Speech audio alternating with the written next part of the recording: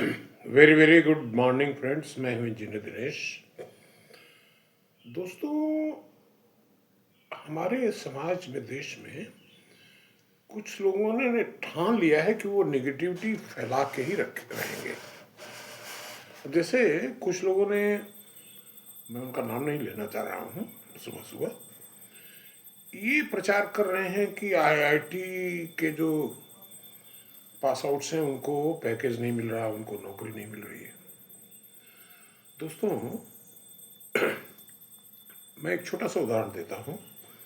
मैंने 1974 में इंजीनियरिंग किया था रुड़की से, और फोर्थ ईयर का एग्ज़ाम दिया था, और तभी मुझको नौकरी मिल गई थी 1974 में एटॉमिक एनर्जी में, गवर्नमेंट जॉब। और मैं अपने को बहुत 30 मार्का समझ रहा था कि अभी रिजल्ट्स नहीं आए और तब तक हमको नौकरी मिल गई, क्योंकि एडवर्टीजमेंट में ये था कि even the final year appearance can also apply. जो लोग मतलब फाइनल ईयर की परीक्षा दे दिए हैं वो भी अप्लाई कर सकते हैं। मैंने किया, मेरा सिलेक्शन हो गया, और रिजल्ट आने से पहले मुझे ज्वाइनिंग मिल गई। तो मैं अपने को वाकई 30 मार्क का समझने लगा कि यार ये क्या। इस दौर में 1974 के दौर में भी इंजीनियर्स के बारे में ये प्रचार किया जाता था कि इंजीनियर्स आर अनएम्प्लॉयड। तो उस दौर में भी नौकरी मिल गई। उसके बाद का किस्सा मैंने आपको कई बार बताया ही है। तो अभी क्या, 2004 में मेरा लड़का अमित, उसने एक प्राइवेट कॉलेज से, फारा में एक प्राइवेट कॉलेज है, हिंदुस्तान कॉलेज ऑफ इंजीनियरिंग, वहाँ से उसने 2004 में पास आउट किया होगा या 2005 में किया होगा। तो 2004 में ही उसको नौकरी मिल गई। After he appeared the exam of third year, तो एचसीएल वाले पहुँच गए, उसको इंटरव्यू करके ले गए, और उन्होंने कहा ठीक है, ये हमारे यहाँ नौकरी करेंगे और आपका एग्ज़ाम दे देंगे। प्रिंसिपल ने कहा कि मुझे कोई प्रॉब्लम नहीं है, और फिर वो लड़का अच्छे नंबरों से पास किया। वो ही topped in the UP engineering. वो college, it was affiliated with UP engineering colleges. तो जो यूपी के जो प्राइवेट इंजीनियरिंग कॉलेजेस की जो बॉडी है उससे एफिलिएटेड था वो।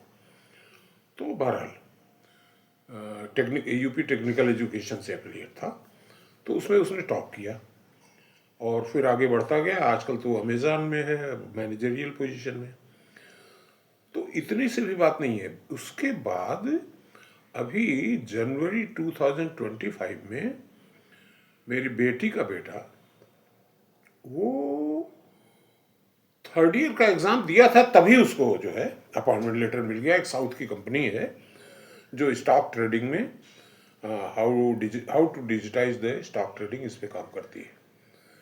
मेरा कहने का मतलब ये है, forget about IIT, even private college के लड़कों को भी जब थर्ड ईयर में ही जॉब मिल रही है, तो इसकी कल्पना कैसे की जा सकती है कि आईआईटी पास आउट्स को जो है पैकेज नहीं मिल रहा है। अच्छा, दोनों को, ये जो दोनों एग्जाम्पल दे रहा हूँ मैं, इसमें लेटेस्ट पैकेज जो 2025 वाला है, इसका मुझे याद है, he has got 15 lakhs annual package. छोटा मोटा तो नहीं है, और वो भी अभी फोर्थ ईयर का एग्ज़ाम देना बाकी है।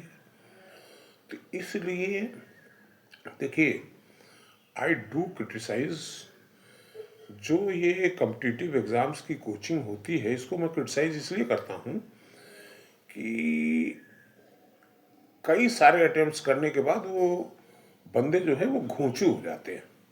जैसे आईएएस का 4-4, 3-3, 5-5 अटेम्प्ट करके आप सेलेक्ट होएंगे, तो दैट मीन्स कि आप जो है रट्टू तोता है, इसलिए आप सिलेक्ट हो रहे हैं।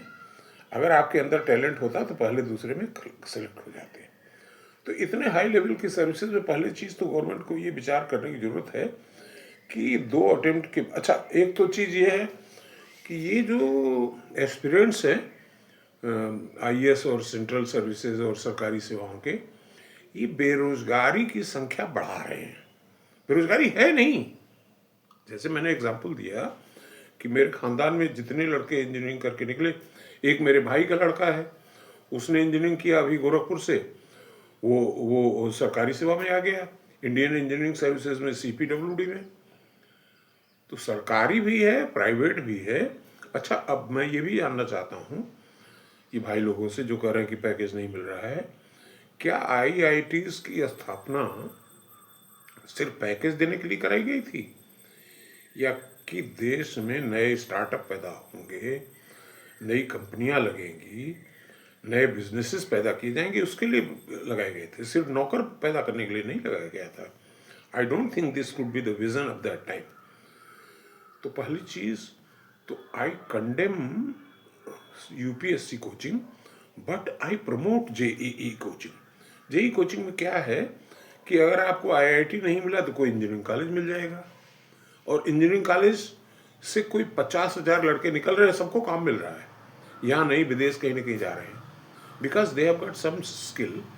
अब ज़रूरत इस बात की है कि कुछ फिनिशिंग कॉलेजेस हमारे देश में खुलने चाहिए जो इन लड़कों की स्किल्स को थोड़ा शार्पन कर सके।